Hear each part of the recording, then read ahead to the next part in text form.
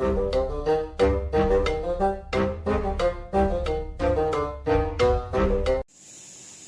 வளமுடன். இன்றைக்கி நம்ம பார்க்க போகிறது கருணக்கிழங்கு வறுவல். அதுக்கு கருணக்கிழங்கு ஒரு 3/4 வாசி வேக வச்சு எடுத்து வச்சுருக்கேன். வெங்காயம் தக்காளி வதக்கிறதுக்கு இப்போ எப்படி வதக்கிறதுன்னு பார்க்கலாம். அடுப்பில் சட்டி வச்சு எண்ணெய் ஊற்றி எண்ணெய் காஞ்சிடுச்சு. இப்போ கொஞ்சோண்டு அதுக்கு சோம்பு போட்டுக்கலாம். சோம்பு பொரியட்டோன்ட்டு வெங்காயம் ஆட் பண்ணிக்கலாம். வெங்காயம் போட்டுட்டோம். இப்போ இதுக்கு தேவையான அளவுக்கு உப்பு போட்டுக்கலாம் வதக்கிறதுக்கு.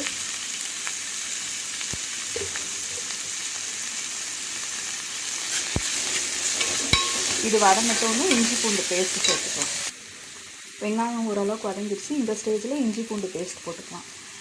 எந்த விதமான கிழங்கு செஞ்சாலும் கருணக்கிழங்கு, சேப்பங்கிழங்கு, உருளைக்கிழங்கு அதில் கொஞ்சம் இஞ்சி பூண்டு பேஸ்ட்டோ இல்லை வெறும் பூண்டை தட்டி போட்டோ செஞ்சோன்னா வாயு தொல்லை வராது. ஸோ கம்பல்சரி அதை செய்யும். ட்ரை ரோஸ்ட் பண்ணுறதுனா கூட பரவாயில்ல, பூண்டை லைட்டாக தட்டி போட்டுருங்க தாளிக்கும் போது. இது பச்சை வாசனை போகட்டும்ட்டு தக்காளி ஆட் பண்ணிட்டோம். இஞ்சி பூண்டு பச்சை வாசனை போயிடுத்து. தக்காளி ஆட் பண்ணிட்டோம்.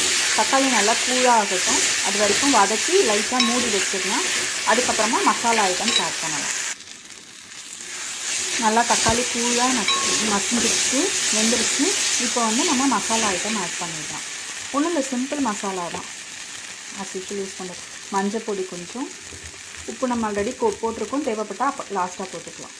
காரத்துக்கு மிளகாப்பொடி.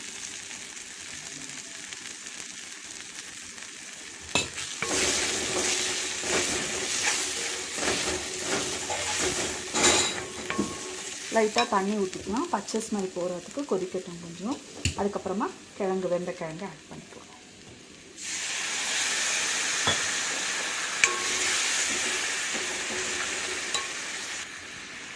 தண்ணி நல்லா கொதிக்க ஆரம்பிச்சிச்சு. இந்த ஸ்டேஜில் கிழங்கு ஆட் பண்ணிடலாம்.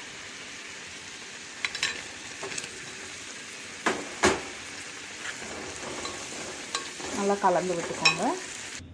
நல்லா கலந்து விட்டுட்டோம். இப்போ இந்த கொஞ்சம் இந்த காரம்லாம் இந்த கிழங்குல ஊறுற வரைக்கும் லைட்டாக மூடி வச்சிடலாம். அப்பப்போ கிளறி விட்டுக்கலாம். ஒரு 5 மினிட்ஸ் கழித்து பார்க்கலாம். 5 மினிட்ஸ் ஆகிடுச்சு. நல்லா வதங்கிடுச்சு. பச்சை வாசனைலாம் போயிடுச்சு. இந்த ஸ்டேஜில் ஆஃப் பண்ணிடலாம். இது செஞ்சு கொஞ்சம் ஒரு அரை மணி நேரம் ஊறினதுக்கப்புறம் சாப்பிட்டோன்னா ரொம்ப நல்லாயிருக்கும். சில பேர் இதை அரை வேக்காடு பண்ணி எண்ணெயில் ஒரு வறுத்துட்டு செய்வாங்க. அது மாதிரி செய்யும் போது சில சமயத்தில் ஹார்டாக ஆக சான்ஸ் இருக்குது. ஸோ நம்ம டேரெக்டாக 3/4 வேக்காடு வேக வச்சு செய்யும் போது நல்லா சாஃப்ட்னஸ் இருக்கும். கிழங்கு நல்லா சாஃப்டாக வெந்துட்டுருக்கும். அதனால் நம்மளுக்கு எந்த இதுவுமே இல்லை. பாருங்கள், நல்லா வெந்துடுச்சு. ஸோ இந்த மாதிரி ட்ரை பண்ணி பாருங்கள். ரொம்ப நல்லாயிருக்கும். கீரை கடையலுக்கு, தயிர் சாதத்துக்குலாம் நல்ல காம்பினேஷன். ட்ரை பண்ணி பார்த்துட்டு எப்படி இருக்குன்னு சொல்லுங்கள்.